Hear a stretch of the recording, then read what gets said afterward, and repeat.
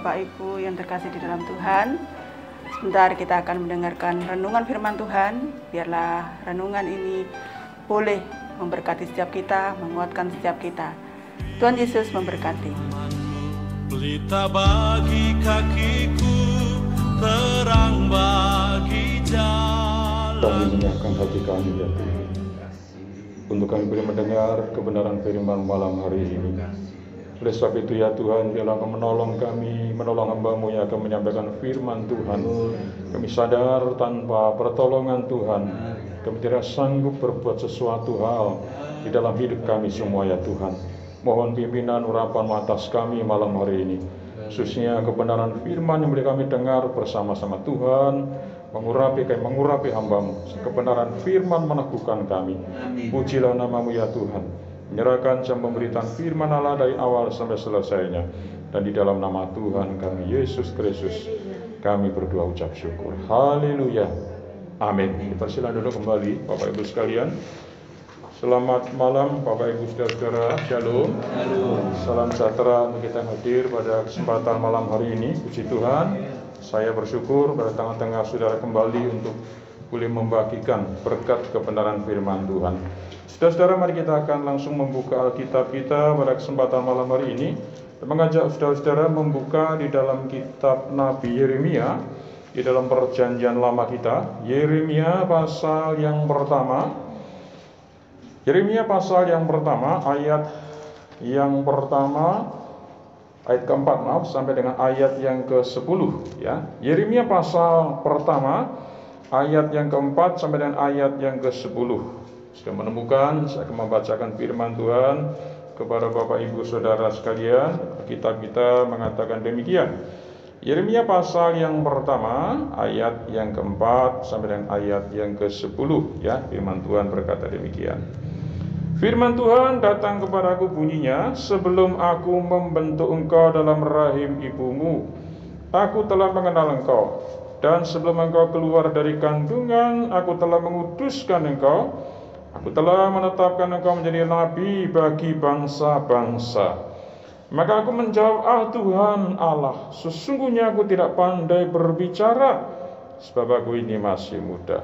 7. Tapi Tuhan berfirman kepadaku, janganlah katakan aku ini masih muda, tapi kepada siapapun yang kau kuutus haruslah engkau pergi, dan apapun yang kuperintahkan kepadamu haruslah kau sampaikan.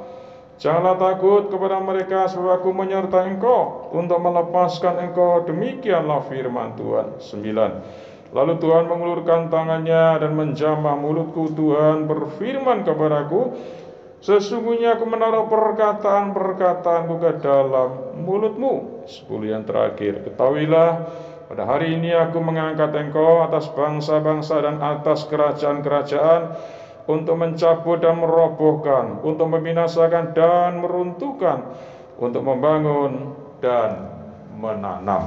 Puji Tuhan. Bapak Ibu, saudara-saudara sekalian yang dikasihi Tuhan, malam hari ini kebenaran firman Tuhan akan saya beri satu judul. Perenungan kita bersama-sama dengan mengambil satu tema, yaitu sukses menurut standar Allah. Saudara-saudara sekalian, sebelum saya menyampaikan firman Tuhan, saya memberikan sebuah pertanyaan kepada saudara-saudara. Satu pertanyaan, saudara-saudara, apakah yang dimaksudkan kesuksesan menurut pendapat saudara? Ya, silakan saudara bisa berpikir sejenak, saudara bisa menjawab pernyataan saya. Apa sukses menurut Bapak Ibu sekalian? Menurut Bapak Ibu sekalian, sukses itu apa? Saudara-saudara sekalian, banyak orang mengatakan bahwa sukses itu adalah ketika saya berhasil mencapai apa yang menjadi target saya. Ketika saya bekerja, saya bisa mencapai target di dalam keinginan saya, pencapaian dalam usaha saya. Saya adalah orang yang berhasil. Ada orang mengatakan kesuksesan itu adalah ketika dia menikmati segala apa yang menjadi cita-citanya selama ini. Semuanya tercapai dengan baik, semuanya bisa berhasil dengan baik. Dia menjadi orang yang sukses di dalam kehidupannya. Kira-kira menurut saudara-saudara, sukses bagi saudara itu apa, saudara? Ada orang mengatakan, saudara, sukses adalah ketika saya bisa keluarga saya semuanya bisa menjadi keluarga yang berhasil. Ketika semua pekerjaan anak-anak saya, semua keluarga saya bisa tertata hidupnya dengan baik, dia katakan itulah sebuah kesuksesan. Saudara, ada banyak orang mendefinisikan tentang kesuksesan. Ketika dia mencapai titik tertentu dalam hidupnya, dia menjadi orang yang terkenal, dia menjadi orang yang kaya raya, dia menjadi orang yang memiliki kekuasaan. Dia menyebut dirinya adalah sebagai seorang yang sukses. Ini loh saya sukses karena pencapaian-pencapaian semua yang saya sudah lakukan selama ini sudah mencapai target yang saya impikan dan saya rindukan. Itulah kesuksesan menurut saya. Saudara, saya rasa ini menurut ukuran kesuksesan secara duniawi, ya. Saudara-saudara, di dalam kekristenan pun, di dalam kepercayaan kita sebagai orang yang beriman, kita pun juga seringkali menemukan ajaran-ajaran tentang kesuksesan. Ada tokoh-tokoh di dalam kekristenan yang mengajar tentang kesuksesan. Di antaranya adalah Benny Hinn yang seringkali kita mungkin dengar, kita lihat videonya, ya. Benny Hinn mengajarkan tentang teologi sukses, teologi kemakmuran. Kemudian juga ada tokoh yang lalu cukup lama, Paul Yonggi-cho juga mengajarkan tentang teologi sukses, teologi kemakmuran, saudara. Ya, ada lagi tokoh-tokoh lain, ya, Kenneth Hagin yang mengajarkan tentang kesuksesan.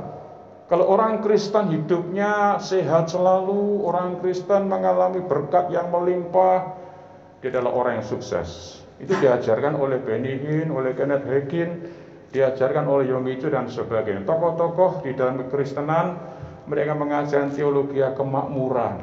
Pada intinya orang Kristen tidak boleh jadi orang yang tidak sukses. Harus sukses, hidupnya harus diberkati, hidupnya harus bahkan mengalami kelimpahan kekayaan dan sebagainya. Itulah yang digembar-gemborkan, yang diajarkan oleh tokoh-tokoh kekristenan yang mengajarkan tentang teologi sukses, teologi kemakmuran. Kalau orang Kristen sakit-sakitan, ya, berkatnya tidak banyak, begitu, tidak diberkati dia, saudara. Sehingga di dalam ajarannya dia lebih banyak menekankan tentang adanya praktek-praktek persembahan perpuluhan, ya. Jemaat diajarkan, saudara, supaya jemaat ini memberikan persepuluhan itu sekian 10% begitu, ya. Kamu berikan 10%, bahkan lebih 10%, kamu akan diberkati Tuhan, ya. Kalau kamu memberikan persepuluhan dengan taat, dengan sungguh-sungguh, Tuhan akan memberkati dengan berkali-kali lipat kali ganda, saudara. Ya, ini diajarkan, saudara, dengan ajaran-ajaran yang saya rasa kurang tepat diajarkan oleh jemaat Tuhan. Karena apa? Sebenarnya persembahan perpuluhan itu bukan semacam begitu. Persembahan perpuluhan yang diajarkan Alkitab itu merupakan satu bentuk rasa syukur kita, ya. Saudara dan saya mendapatkan anugerah daripada Allah. Sebagai rasa syukur kita kepada Tuhan, kita memberikan persembahan perpuluhan. Harus didasarkan kepada kebenaran firman Tuhan. Jangan pernah kita berpikir kalau saya berikan 10%, kembalinya sekian puluh persen. Saya memberikan 20%, nanti Tuhan akan kembalikan berlipat kali ganda. Nah, ini dasar-dasar pemberian persepuluhan yang tidak dibenarkan oleh Tuhan. Kenapa? Dasar Alkitab itu memberikan pengajaran kepada kita semua. Orang yang percaya kepada Kristus, kalau kita memberikan persepuluhan, berikan dengan rasa syukur kepada Allah. Karena apa? Tuhan sudah memberkati kita. Persepuluhan adalah kunci syukur kita kepada Allah, bukan kunci nanti Tuhan akan memberkati saya, mengembalikan berkali lipat. Kalau tidak diberkati, saya tidak akan berikan persepuluhan lagi. Nah, ini ajaran-ajaran yang keliru, saudara. Bahkan hamba Tuhan yang mengajarkan teologi kemakmuran tadi dengan begitu beraninya, saudara, mengajarkan kepada jemaat supaya memberikan semuanya kepada Allah. Wah, nanti akan diberkati dengan begitu melimpah, ya. Jangan 10%, 20%, 30% kalau perlu. Wah, ini kita perlu berhati-hati dengan pengajaran-pengajaran dasar firman Allah yang kurang tepat. Bapak Ibu sekalian, itulah kesuksesan yang diajarkan oleh hamba Tuhan. Dia mengatakan kalau orang Kristen harus diberkati, tidak boleh sakit dan sebagainya. Dan kalau kita mengalami, misalnya kita mengalami musibah, kita mengalami kebangkrutan, kita mengalami sesuatu yang tidak menyenangkan dalam hidup kita, orang itu tidak diberkati Tuhan. Orang itu di dalam kutuk Tuhan, di dalam murka Allah dan sebagainya. Itu yang diajarkan oleh para hamba-hamba Tuhan yang kurang bertanggung jawab. Nah, saudara-saudara, malam hari mari kita kembali dalam kebenaran firman Tuhan. Kalau kita melihat bersama-sama malam hari ini tentang kisah hidup daripada seorang Yeremia. Saudara-saudara, apakah Yeremia seorang yang betul-betul diberkati Allah, saudara? Kalau kita melihat sejarah kehidupan daripada Nabi Yeremia, saudara, kita melihat di dalam ayat yang ke-6 dikatakan demikian, saudara. Kalau kita baca bersama-sama Yeremia 1 ayat yang ke-6, Alkitab kita mengatakan demikian. Maka aku menjawab, Tuhan Allah, sesungguhnya aku ini tidak pandai berbicara, sebab aku ini masih muda.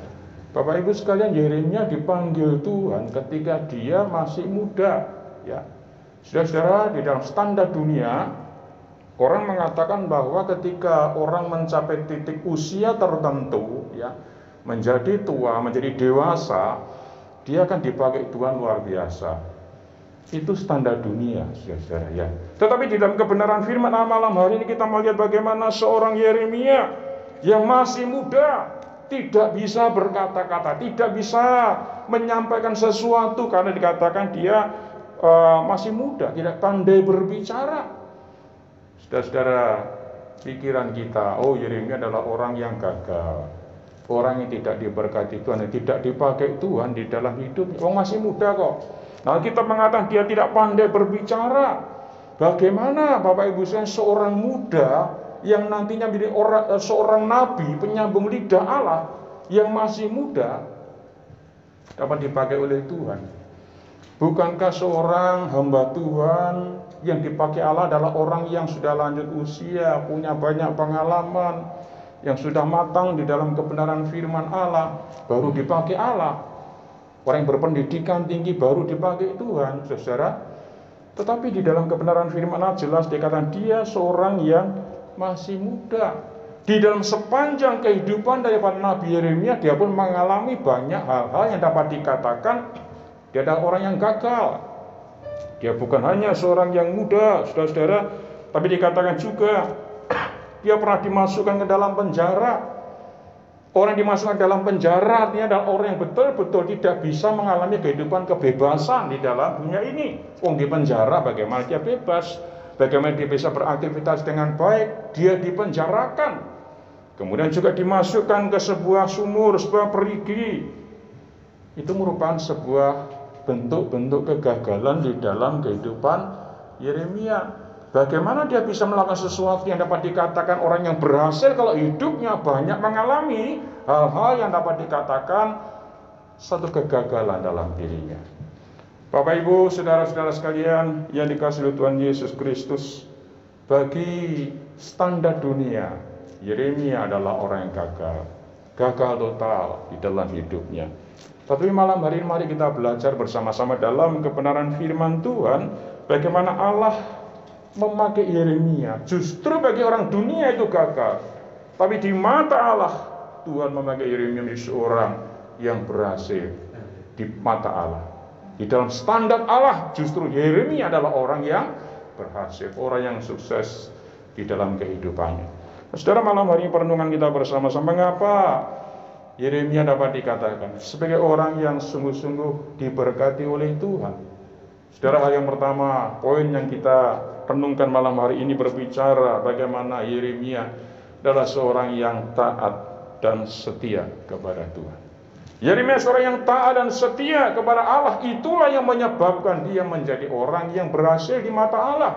Sekalipun dunia menganggap dia sebagai orang yang gagal dalam dirinya, dia tidak bisa berbuat apa-apa dalam kemudaannya. Dia sebagai seorang yang mengalami masa lalu yang tidak begitu baik.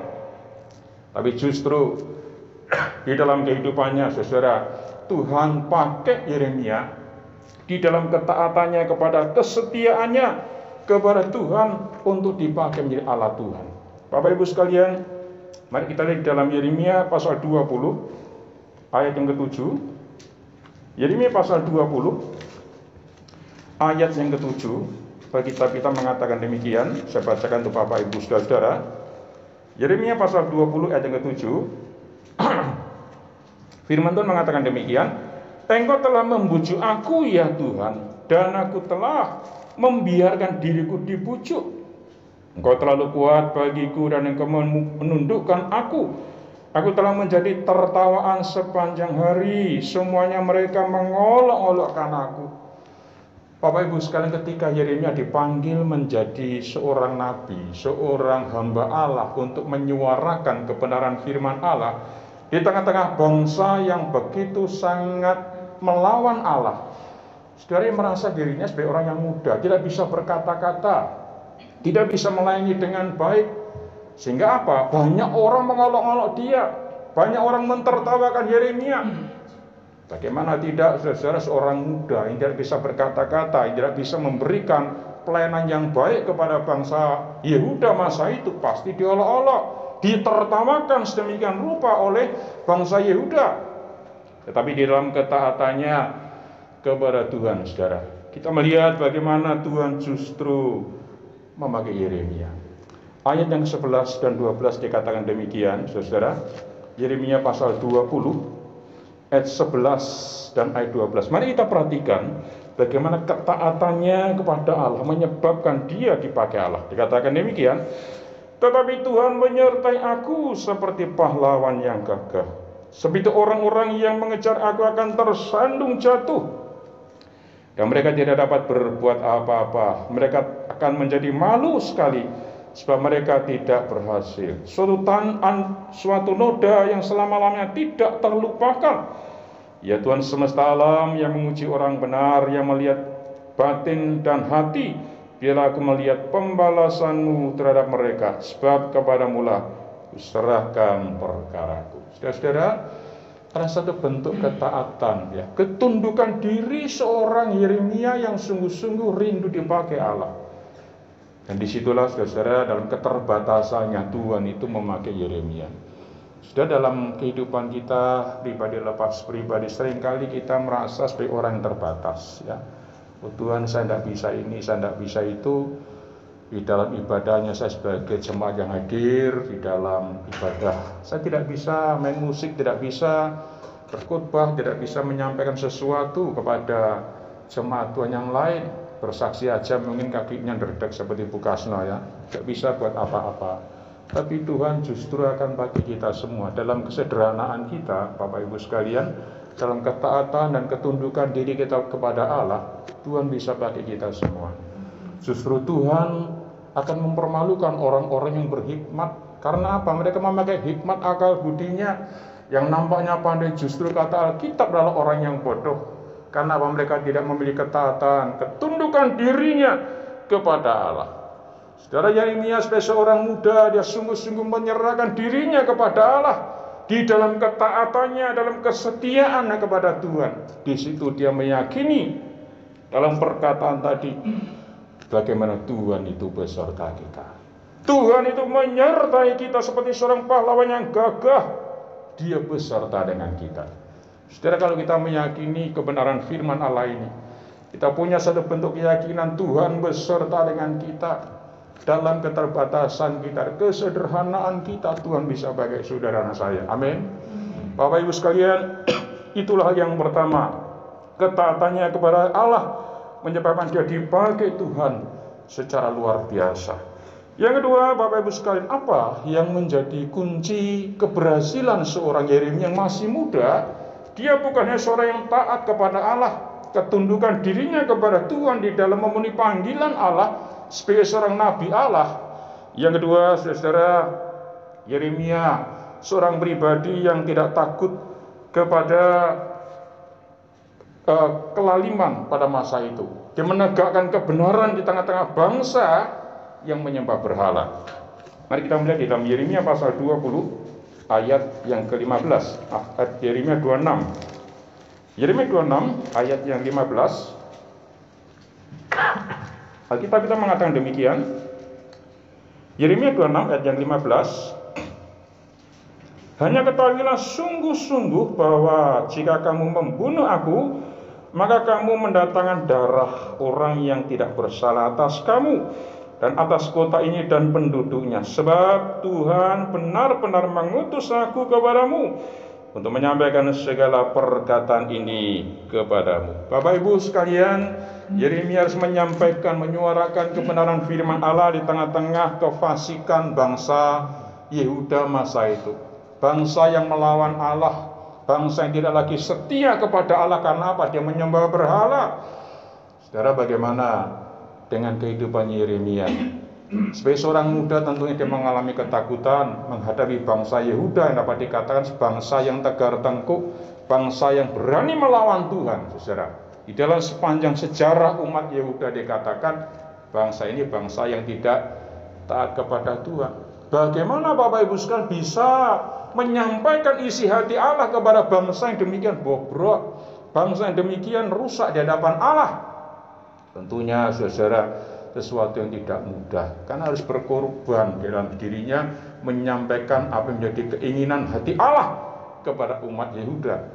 Disitulah saudara kita melihat bagaimana satu keberanian daripada Yeremia untuk menyampaikan kebenaran firman Tuhan dengan penuh ketegasan, saudara. Sekalipun bangsa itu bobrok moralnya, tidak lagi hidup di dalam ketaatannya kepada Allah, tapi Yeremia berani menyampaikan suara kebenaran firman Allah kepada bangsa ini. Sudah diperlukan satu keberanian pula dalam hidup kita untuk menyampaikan kebenaran-kebenaran firman Tuhan kepada saudara-saudara kita. Tidak perlu kita berkhotbah dengan berbagai macam teologi-teologi yang sulit, saudara-saudara, tapi bagaimana kita memberanikan diri untuk berbicara tentang Kristus. Itu yang diperlukan pada masa sekarang ini. Kepada siapa, saudara-saudara? Kepada saudara-saudara kita, kepada keluarga kita, orang-orang yang dekat dengan kita, yang belum percaya kepada Kristus. Itu menjadi sasaran target kita, untuk kita boleh memberitakan kebenaran firman Tuhan. Kita perlu menyampaikan suara kebenaran firman Allah kepada mereka. Supaya apa sekalian? Mereka menjadi orang-orang yang mengenal Kristus. Mereka menjadi orang-orang yang boleh percaya kepada Kristus. Saudara, di mata Allah, orang-orang yang berani menyatakan kebenaran firman Tuhan bagi Allah adalah orang yang sungguh diberkati oleh Tuhan. Karena apa? Menyampaikan isi hati Tuhan, menyampaikan kerinduan hati Allah kepada umat Allah supaya mereka datang kembali kepada Tuhan. Bapak Ibu sekalian, Yeremia berhasil menyampaikan kebenaran firman Tuhan di tengah-tengah kemudaannya. Justru di tengah-tengah kemudahan itulah Tuhan pakai sedemikian rupa. Yang ketiga, yang terakhir, Bapak Ibu sekalian, keberhasilan Yeremia di mata Allah, saudara-saudara, merupakan satu kerinduan Tuhan kepada Yeremia. Karena apa? Karena disitulah dia bisa melayani dengan penuh kasih. Pelayanan yang didasarkan kepada kasih Allah itulah yang menyebabkan Yeremia dipakai oleh Tuhan. Kita melihat di dalam pasal 8 ayat 21, Yeremia 8 ayat 21, firman Tuhan mengatakan demikian. Yeremia pasal 8 ayat yang ke-21, saya bacakan kepada Bapak Ibu saudara sekalian. Karena luka putri bangsaku, hatiku luka, aku berkabung, kedahsyatan telah menyergap aku. Ya, lagi saya bacakan kepada Bapak Ibu sekalian. Karena luka putri bangsaku, hatiku luka, aku berkabung, kedahsyatan telah menyergap aku. Saudara-saudara, di dalam Yeremia 8 ayat 21 kita melihat ada satu perasaan kegalauan hati yang luar biasa di dalam diri seorang Yeremia. Dia mengatakan bahwa karena luka putri bangsaku, hatiku luka, aku berkabung dan sebagainya. Ini menunjuk kepada apa? Satu sikap hati pelayanan seorang Yeremia yang penuh dengan kasih Tuhan, ya. Memiliki hati yang penuh dengan kasih Allah, melihat bagaimana pengorbanan bangsanya yang sedemikian rupa untuk datang kepada Allah. Ternyata bangsa itu masih hidup di dalam berbagai macam kejahatan dan dosa yang dilakukan oleh bangsa ini. Tetapi Bapak Ibu sekalian, kita melihat bagaimana justru di tengah-tengah keadaan itulah maka Yeremia melayani umat Allah dengan hati yang penuh dengan kasih. Tujuannya apa, saudara? Supaya umat Allah tadi dapat mengalami kasih Tuhan. Pelayanan kasih yang dilakukan Yeremia adalah pelayanan yang dilakukan dengan sungguh-sungguh dan kesungguhan hatinya supaya umat Allah bangsa Yehuda tadi boleh kembali kepada Tuhan.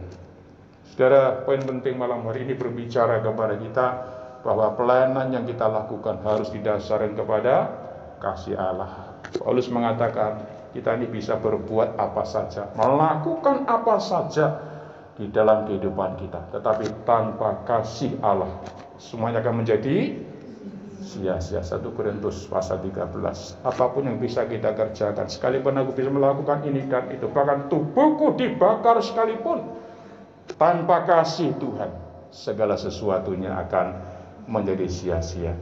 Saudara-saudara, standar dalam kehidupan kita untuk dapat dipakai oleh Tuhan adalah ketika kita, saudara dan saya, menjadi pribadi yang mau taat, menundukkan diri kepada Allah.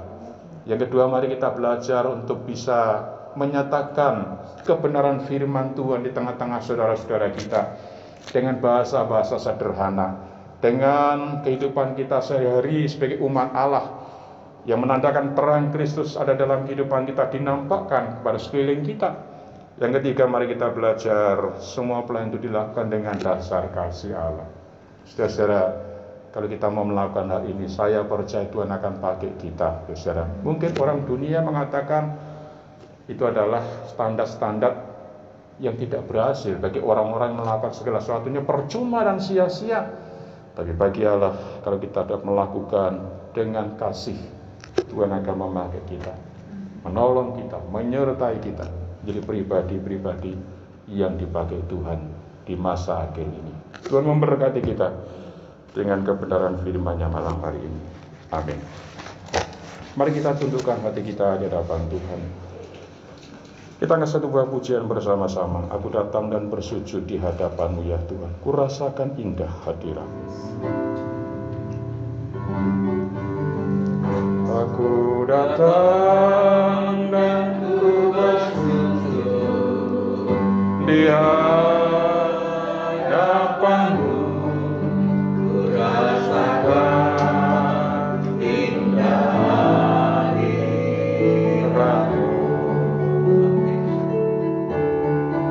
Telah ku buka mata hatiku dan seluruh jiwaku untuk menikmati firman-Mu. Firman-Mu yang kuasa berubah sikap hati. Firman-Mu yang tegakkan di saat ku terjatuh terlukalah kejauh ke air sungai-Mu. Ku haus akan firman-Mu. Sekali lagi, aku datang. Aku datang dan ku bersujud di hadapan-Mu. Ku rasakan indah hadirat-Mu.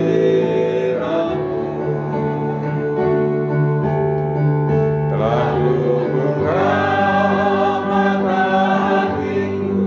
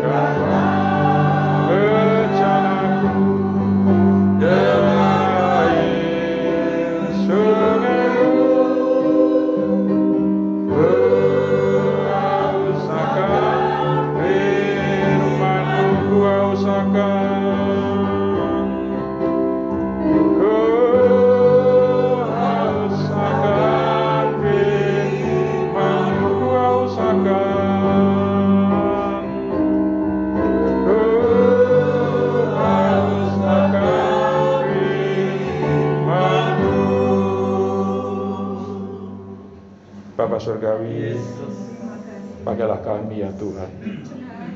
Dalam kesederhanaan kami, dalam kepapaan kami, dalam keterbatasan kami, Tuhan, kami rindu hidup kami dipakai Tuhan. Bapa Surgawi, menurut standar dunia kami adalah orang yang gagal, orang yang tidak berhasil di mata dunia. Tetapi kami rindu dipakai Tuhan, karena Tuhan Allah akan memakai hidup kami semua menjadi Allah Tuhan. Bapa Surgawi, pakailah keterbatasan kami, ketidakmampuan kami ya Tuhan. Kami rindu dipakai Allah sedemikian rupa menjadi Allah Tuhan. Kemuliaan Tuhan dinyatakan dalam hidup kami.